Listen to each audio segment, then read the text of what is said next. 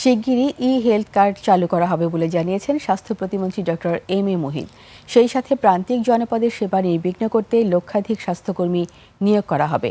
আর স্বাস্থ্য খাতে দুর্নীতি দূরীকরণের মাধ্যমে সেবা সহজীকরণের পরামর্শ দিয়েছেন বিশিষ্টজনেরা। আদিত্য মামুনের রিপোর্ট। 5+ স্টার রেটিং প্রাপ্ত দেশের সর্বোচ্চ বিদ্যুৎ সাশ্রয়ী ওয়ালটন এসি স্মার্ট কমফোর্ট এখন নেক্সট লেভেলে।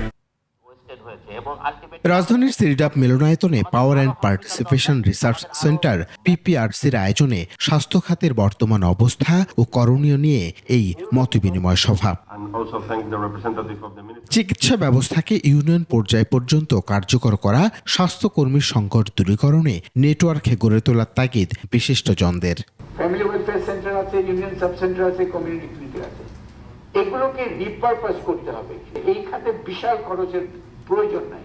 It's a matter of existing ইনফ্রাস্ট্রাকচারকে রিপারপাস করা, that can lay the foundation for the primary health care. চিকিৎসা ব্যবস্থায় গতি আনতে বেশ কিছু সুপারিশ তুলে ধরে পিপিআরসি। ফুল হেলথ কিন্তু একটা প্রজেক্ট হিসেবে কোথাও পড়ে আছে। স্বাস্থ্য খাতকে বিশেষ গুরুত্ব দেয়া হচ্ছে জানিয়ে প্রতিমন্ত্রী বলেন, শিগগির চালু হবে হেলথ কার্ড। এটা কিন্তু বিশাল উদ্যোগ 20 কোটি মানুষের জন্য, এবং সেটা হলে সেটার ইম্প্যাক্টটাও বহুবিধ।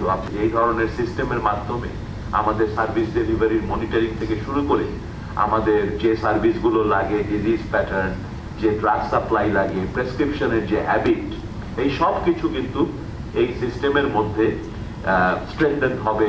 রোগী ও ডাক্তারের নিরাপত্তা, মেডিকেল বর্জ্য ব্যবস্থাপনা সহ উন্নত সেবার জন্য স্বাস্থ্যকর্মী নিয়োগের কথাও জানান প্রতিমন্ত্রী। ইউনিয়ন হেলথ পোস্টগুলোকে নিব, তার নিচে 3টা করে সাব সেন্টারের মতো, সেটা হতে পারে কমিউনিটি ক্লিনিক, হতে পারে অন্য কিছু, এবং তার মধ্যে 3জন করে যে স্বাস্থ্যকর্মী, এইভাবে জিনিসটা সাজানো। জরুরি ভিত্তিতে 1 লক্ষ স্বাস্থ্যকর্মী, তার মধ্যে 80,000 থাকবে নারী স্বাস্থ্যকর্মী। বিশেষ ক্ষেত্রে পাবলিক প্রাইভেট পার্টনারশিপের মাধ্যমে এই খাতকে আরো জনমুখী করার আশাবাদ সবার। পাবলিক প্রাইভেট পার্টনারশিপের সুযোগ করা। আদিত্য মামুন, 21 টেলিভিশন, ঢাকা।